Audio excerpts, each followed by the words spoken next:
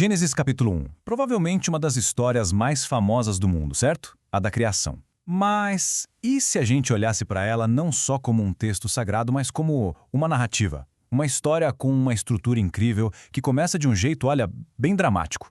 Pois é, a história não começa com tudo bonitinho, perfeito. Pelo contrário, começa no meio do caos. Sem forma e vazia. Essa frase é a chave de tudo. É ela que define o grande problema que o resto do capítulo vai passar resolvendo. Pensa nisso. É o ponto zero. A tela em branco onde tudo, absolutamente tudo vai ser pintado. Ok, então, como é que a narrativa lida com esse caos todo? Ela não joga a informação e pronto. Não. Ela apresenta isso como um problema que precisa de uma solução. E é aí que a coisa começa a ficar interessante. E aqui está o pulo do gato. A criação, nesse texto, não é tanto sobre criar do zero, do nada absoluto, mas sim sobre organizar o caos, botar ordem na casa. A história toda, a partir daqui, é uma grande solução dividida em duas partes. Primeiro, dar forma ao que não tem forma. E segundo, preencher o que está vazio. É um plano, vamos combinar, genial na sua simplicidade. E a solução não demora para chegar não. Já nos 2 primeiros dias, o foco é total em criar as estruturas mais básicas do universo. E a ferramenta principal para isso? A separação. Vamos ver como isso funciona na prática. E aí começa a contagem dia 1. O ritmo é muito metódico, quase poético mesmo. É o primeiro grande passo para fora do caos. Olha só que interessante essa estrutura. Um comando e uma resposta imediata. Haja luz. E houve luz. É direto, é poderoso, é instantâneo. E a primeira coisa que acontece é a criação da luz e, ponto importantíssimo, a separação dela das trevas. Pronto, está criada a primeira grande estrutura de tempo, dia e noite. Aquele problema da falta de forma já está começando a ser resolvido, percebe?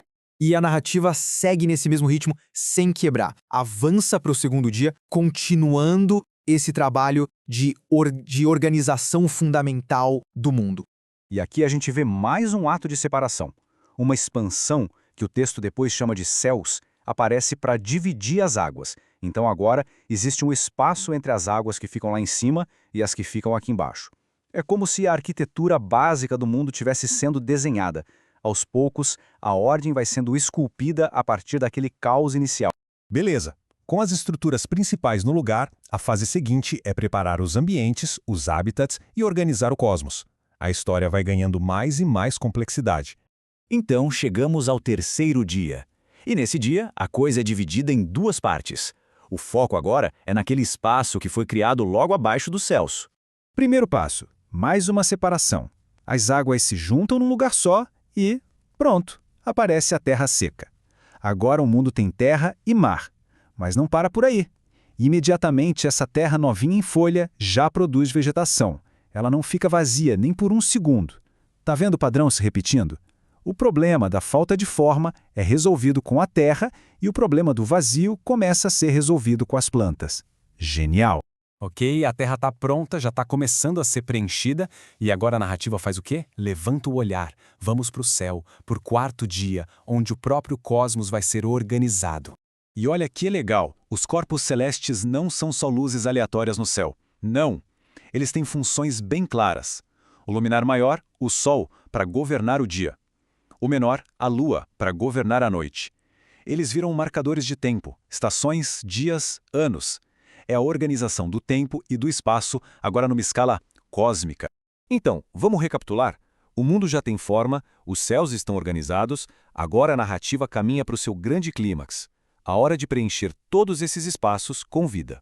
Os palcos, digamos assim, já estão prontos, né? Os mares, os céus.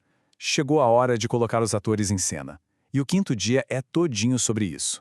O texto usa uma linguagem de abundância, sabe? Diz que as águas produziram abundantemente criaturas vivas e que as aves começaram a voar pelo céu. Aquele problema do vazio está sendo resolvido e com força. E tem um detalhe novo aqui. Pela primeira vez, uma bênção é dada. Uma ordem para que essas criaturas se multipliquem, sejam férteis. Ou seja, a vida não é só para existir, ela é para prosperar.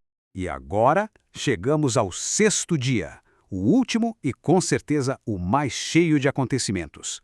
É a vez dos animais terrestres e do ato final, o ponto culminante de toda essa história. E aqui, atenção, a linguagem do texto muda completamente. Não é mais um haja isso ou produza aquilo. Agora, a palavra é façamos. Essa mudança de tom é um sinal claro de que algo único, algo especial está para acontecer. É a criação da humanidade, que é apresentada como o ápice de todo o processo, feita à imagem e semelhança divinas. E claro, com uma criação tão especial, vem também uma responsabilidade única. A humanidade recebe o que o texto chama de domínio sobre todos os outros seres vivos. Sobre os peixes, as aves, os animais da terra. É uma posição de cuidado, de administração sobre toda a criação que acabou de ser concluída. Bom, os 6 dias de trabalho terminaram. E agora a narrativa se encaminha para o fechamento, com uma avaliação final, um grande resumo de tudo que foi feito. Vamos lembrar de um detalhe. A cada dia, a avaliação era sempre bom. Cada parte da criação sozinha era boa. Mas agora, no final de tudo, quando o quebra-cabeça está montado e todas as peças estão em harmonia, o veredito sobe de nível. Não é mais só bom. Agora é muito bom. Isso indica a perfeição, a totalidade da obra. E viu Deus tudo quanto tinha feito, e eis que era muito bom. Essa é a frase que fecha a semana da criação.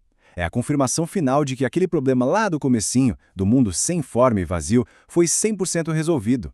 A ordem foi estabelecida e a vida finalmente preenche o universo. E isso tudo leva a gente para uma reflexão final, né? A estrutura de Gênesis 1 não é só uma lista de coisas criadas, é uma narrativa, e uma narrativa poderosa sobre transformação, sobre como a ordem pode sim surgir do caos. E a pergunta que fica é qual é o poder de uma história que começa desse jeito? O que uma narrativa assim tão fundamental pode dizer sobre a nossa própria busca por sentido e por ordem em um mundo que muitas vezes parece bem caótico? Fica aí a reflexão.